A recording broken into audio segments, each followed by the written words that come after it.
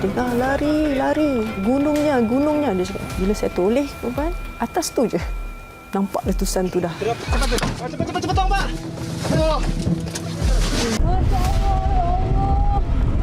Memang trauma. Saya rasa itu adalah pengakhiran nyawa saya.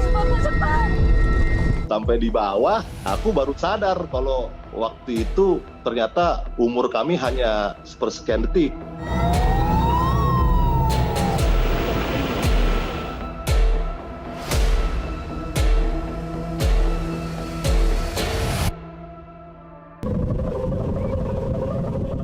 Dalam buat majalah 3 ni, kita ada satu kelebihan bahawa kita ni sebagai wartawan, kita boleh pergi ke tempat-tempat yang mungkin orang lain tak boleh pergi.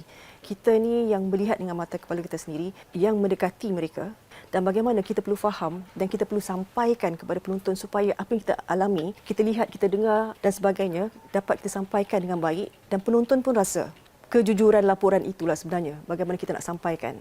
Kalau touching tu, kita rasa kat lokasi tu sedih, bagaimana kita nak sampaikan kesedihan tu kepada penonton?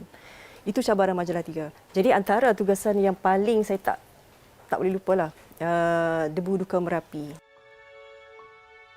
Oktober 2010, Fariha ditugaskan untuk melakukan liputan mengenai bencana letusan Gunung Merapi di Yogyakarta, Indonesia.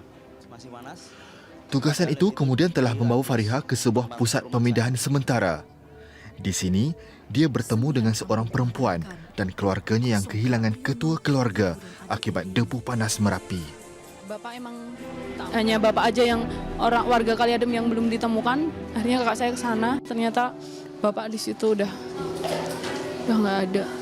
Saya cakap dengan dia, kalau saya nak bawa awak dan mak pergi balik ke rumah untuk kita buat syuting, boleh ke?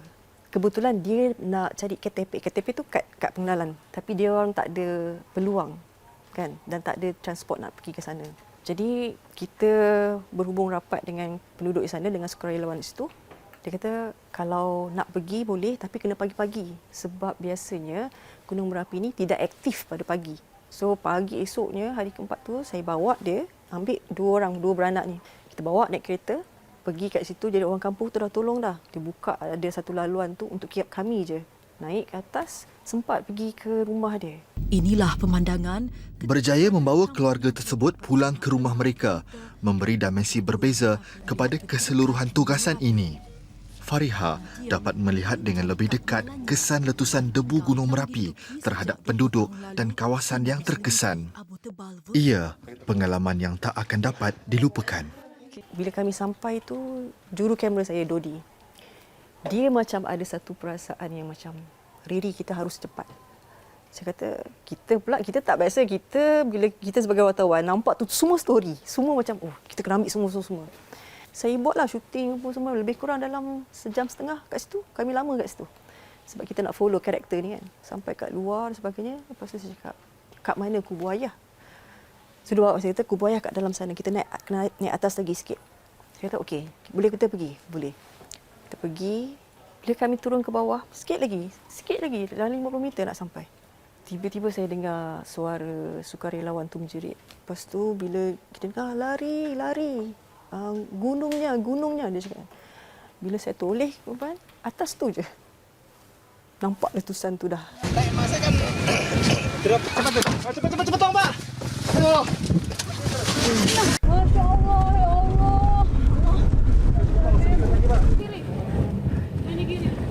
Debu tu sendiri, suhunya, kalau dia melintasi kita, jantung kita keras. Jadi suhu dia memang boleh mengorbankan mangsa. Jadi kita masuk dalam kereta tu, saya kata dalam hati, aku akan mati kat sini. Dia dua benda, sama ada kami mati jatuh gaung ataupun mati disebabkan semburan debu panas tu. Kalau saya ingat sekarang, saya masih ingat, ia memang trauma. Saya tak tahu sebab saya rasa itu adalah pengakhiran nyawa saya. Saya tutup mata, saya cakap, ini aku akan mati kat sini. Tapi satu lagi suara cakap, dah lalang nak mati kat sini, mungkin kena ada bukti sebab kamera tu kan, kita tak tahu. So saya buka mata, saya jerit kat Dodi. Dodi, pusing belakang. Dia tak nak. Sampai saya kena menjerit betul-betul. Dodi, pusing belakang, angkat kamera. So dia baru macam tersedar. Dia pusing, dia angkat dan macam ni. Dia angkat, saya nampak lampu dia tu. Dia kata, saya terus buat senapa, saya cakap, sedar nanti ini mungkin stand up saya yang terakhir kot. Secara tiba-tiba saja Gunung Merapi terus meletus dan keadaan awan panas makin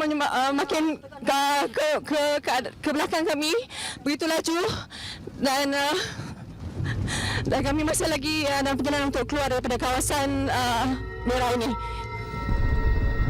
Kelajuan awan panas mencapai 100 km per jam benar-benar menakutkan.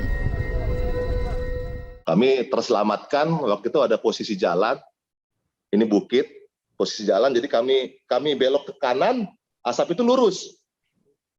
Nah, jadi like in the movie lah. Sampai di bawah, aku baru sadar kalau waktu itu ternyata umur kami hanya sepersekian detik. Pas ketika aku sadar, baru aku semacam kayak muntah-muntah di situ ya. Si KIH juga sempat agak sedikit histeris.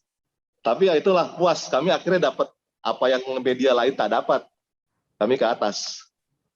Itulah keadaan waktu kita ingin syuting itu. Itu momen memang once in a lifetime lah saat itulah. Satu hari itu sekira macam satu benda yang takkan lupa sampai bila-bila. Saya ingat lagi laporan Mendiang Pak Didik. Dia cakap bagaikan 1000 ekor harimau mengejar kami. Itu adalah perasaannya.